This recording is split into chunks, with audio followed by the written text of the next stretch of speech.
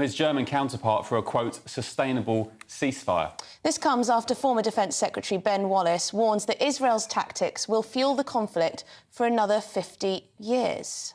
Our reporter Charlie Peters joins us now for the latest on this developing story. Charlie, has the Western mood on the conflict shifted? I know you spent some time there in recent months. You did a sterling job as well. Compared to your reporting from then, do you feel a shift in the vibe coming from Israel, Gaza? Well, from some countries, certainly, and just in the last moments we heard from Prime Minister Rishi Sunak echoing that call for a sustainable ceasefire, the same language used by Lord Cameron, the Foreign Secretary, over the weekend, along with his German counterpart. We also heard from the French Foreign Minister calling for an immediate and durable truce. And of course, as you've just mentioned, the former Defence Secretary, Ben Wallace, going much further, as is the privilege of former ministers, to speak very sternly on what he described as Israel's actions being a recruitment sergeant for Islamist organisations around the world and, of course, for Hamas in Gaza. He said that the Israeli Prime Minister was losing sight of the long term and conducting a killing rage with their current strategy in Gaza. Now, obviously, Mr Wallace's comments don't reflect the position of the British government anymore, but Rishi Sunak's statement this morning saying that too many lives have been lost also comes after the Deputy PM, Oliver Dowden, urged Israel to act with restraint. And I would say when I was in Tel Aviv, of all the world leaders to offer support for Israel, Mr Sunak was one of the strongest. He quite literally put his arm around Benjamin Netanyahu and said, we are with you in this conflict. Whereas Washington, Israel's most significant supporter, urged a more cautious message. Back in October, very soon after the country was still reeling from the October 7th terror attacks, President Joe Biden actually urged Israel to remember what happened in the United States after 9/11, when Biden said mistakes had been made, that Washington and America acted with too much aggression in its response to those terror attacks. And so Washington has always urged some degree of caution and restraint in the military operation in Gaza. It still supports Israel's strategy to destroy Hamas, both in terms of its leadership and its wider military infrastructure. But it is urging a change in strategy. However, I'd say I don't think that's particularly likely in the coming weeks and months. We have heard from security experts who spoke to GBNews this morning saying that a strategy shift in a significant way is unlikely because, generally speaking, it is working. Their ambition to destroy Hamas and also free some of the hostages has so far continued on the track that Israel generally wants it to occur. However, just one hostage freed from military operations. So far, the 100 plus who were received last month were achieved through that short truce. So will there be a shift in the strategy from Israel?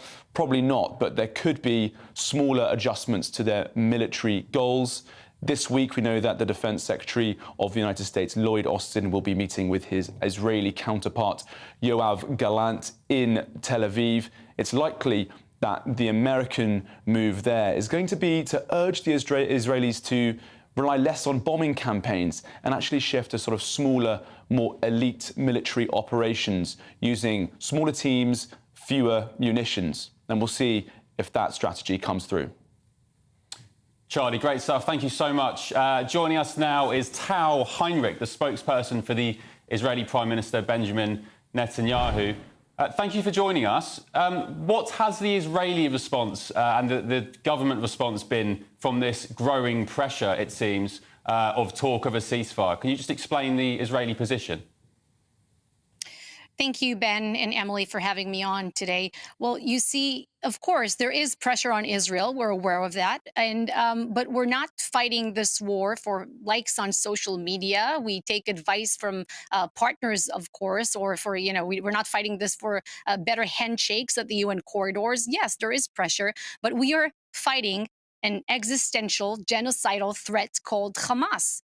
So we will do whatever it takes to eliminate this terrorist regime in control of the Gaza Strip. This is the goal that we have defined for the operation, and it's a very, very legitimate military goal that we will achieve. You see, these calls for a ceasefire, a sustainable one. What is a sustainable ceasefire? One that would leave Hamas in power with the desire and military capabilities to perpetrate the October 7th massacre again and again and again.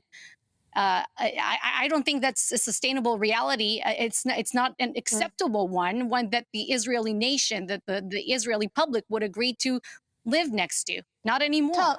Tal, what would you say to our Defence Secretary, Ben Wallace, when he's clearly fearful that Israel's response risks radicalising future generations in Gaza and could potentially prolong the war?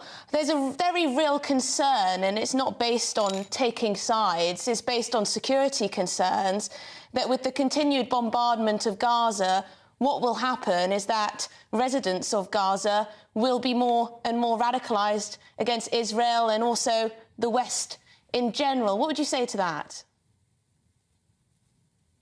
I would refer him to historical lessons from the Second World War. You know, when the German Chancellor was here, he compared Hamas to the Nazis when he saw the atrocities of the October 7th massacre. And as you know, after the Second World War, the German population did not become more radical. In fact, they blamed the Nazis for what happened to their country, what happened to the world as consequence of this regime. So, and by the way, we're also starting to hear in certain parts of Gaza, some Palestinian people speaking out publicly against Hamas, which is something that, of course, we could not have heard before the Israeli military campaign to root out these terrorists.